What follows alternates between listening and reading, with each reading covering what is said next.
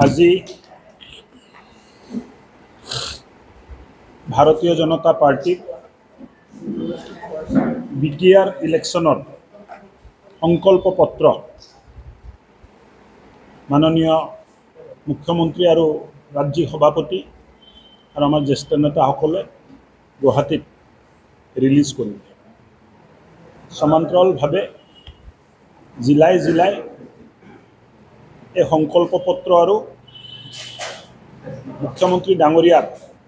BTR ইলেকশ্যনত বিটিআৰবাসী ৰাইজক দিয়া গেৰেণ্টিও আমি আপোনালোকৰ সন্মুখত দাঙি ধৰিব খুজিছোঁ। এক শান্তিপূৰ্ণ, সুৰক্ষিত আৰু বিকশিত বিটিআৰ ভাৰতীয় জনতা পাৰ্টিৰ সংকল্প আৰু ৰাইজে আশীৰ্বাদ দি আমাক জয়যুক্ত কৰিলে বিকশিত, সুৰক্ষিত আৰু শান্তিপূৰ্ণ বিটিআৰ আমি ৰাইজক আগবঢ়াম বুলি আমি প্ৰতিশ্ৰুতি দিছোঁ আৰু সংকল্প লৈছোঁ। লগতে বিটিআৰ অঞ্চলৰ 5 লাখ মহিলাক অহা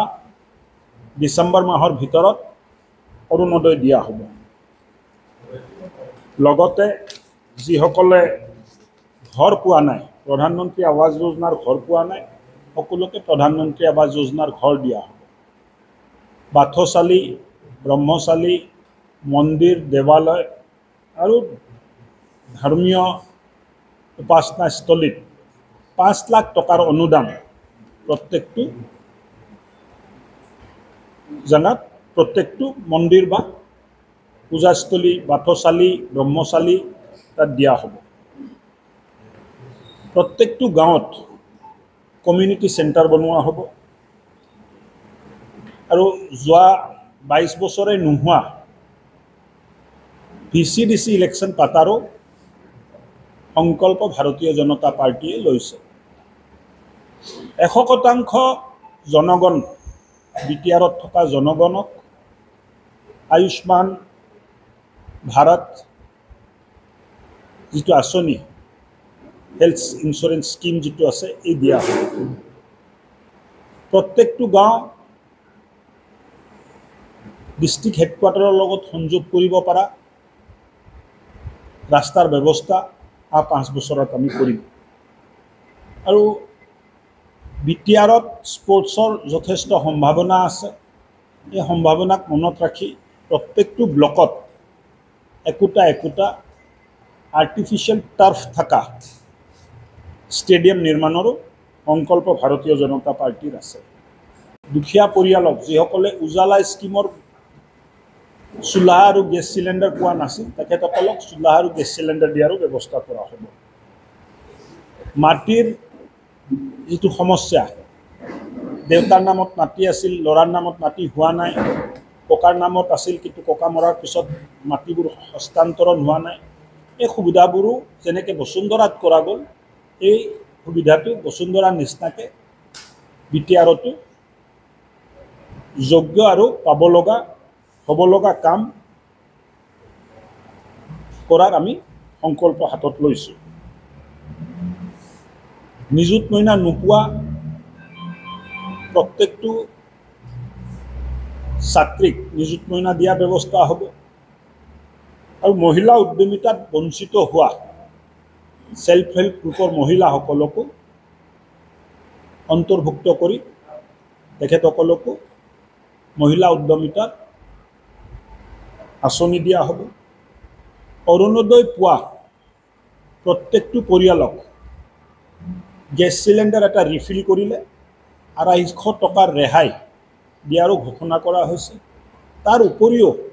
বহুখিনি কথা মুখ্যমন্ত্ৰীৰ গেৰেণ্টিত আহিছে আৰু মই ভাবোঁ যে সকলোকে সমমৰ্যাদা, সম অধিকাৰ আৰু সম সুযোগ,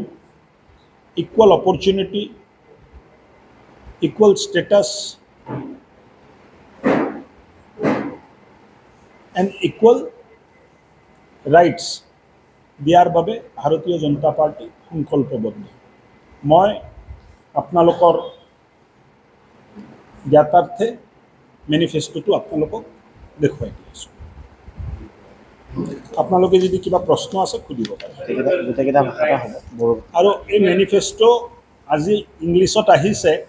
কিন্তু ছফ্ট কপিত আমাৰ তাত বড়ো আৰু অসমীয়া ভাষাটো উপলব্ধ আছে প্ৰিণ্ট হৈ 2 দিনত আহিছে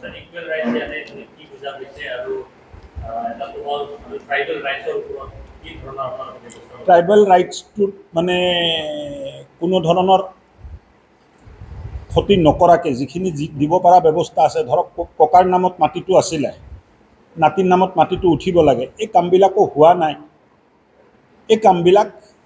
মিছন মোডত দেউতাৰ নামত মাটি আছিলে দেউতা মৰিলে ল'ৰা ছোৱালীৰ নামত মাটি হোৱা নাই এই কামবোৰ কৰাৰ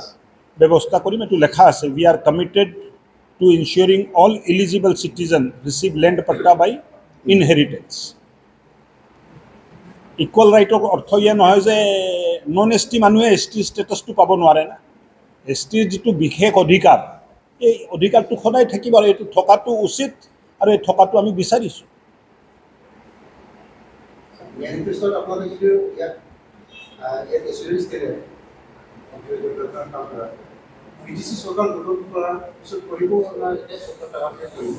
এইটো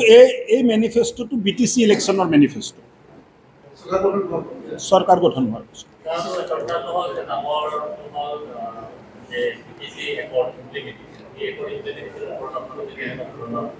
একৰ্ড ইমপ্লিমেণ্টেশ্যনৰ ওপৰত এটা চেপ্টাৰে আছে ইয়াৰ ভিতৰত আপোনালোকে চাব পাৰিব মই থুলমূলকৈ ক'লোঁ ক'ব গ'লেতো মানে প্ৰায়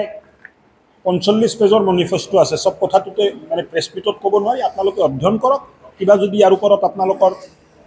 সুধিব লগা থাকে সুধিব আৰু পৰামৰ্শ থাকিলে পৰামৰ্শও দিব ছেফ গাৰ্ডিং ৰাইটছ ইকুৱেল অপৰচুনিটিৰ অৰ্থটো হ'ল মানে সুযোগ কিন্তু সুযোগ দিব যাওঁতে এছ টি ৰিজাৰ্ভেশ্যনটোতো থাকিব এইটোতো মানে ক'তো নাযায় চাকৰি এপ্লাই কৰাৰ অধিকাৰ চবৰ আছে কিন্তু তাত এছ টি ৰিজাৰ্ভেশ্যনটো থাকে মানে যিখিনি এতিয়ালৈ হোৱা নাই এইটো পূৰ্ণ কৰাৰ সংকল্প আমি লৈছোঁ 12টাত ঘূৰা নাই 9টাতে ঘূৰি আছোঁ আসনটো মই ইলেকশ্যনৰ আৰম্ভণিত যিটো পৰিৱেশ পাইছিলোঁ তাতকৈতো বহুত উন্নত হৈছে আৰু মই ভাবোঁ যে এতিয়াও ইলেকশ্যনত আজি 12 তাৰিখ 22 তাৰিখে ইলেকশ্যন আছে 10 দিন বাকী আছে উঠি থকা গ্ৰাফটো উঠি থাকিব বুলি মোৰ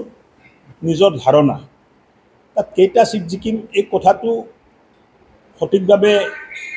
তেনেকৈ কোৱা নাযায় 9টা চিট যদি খেলিছোঁ 9টাতে জিকাৰ কাৰণে খেলি আছোঁ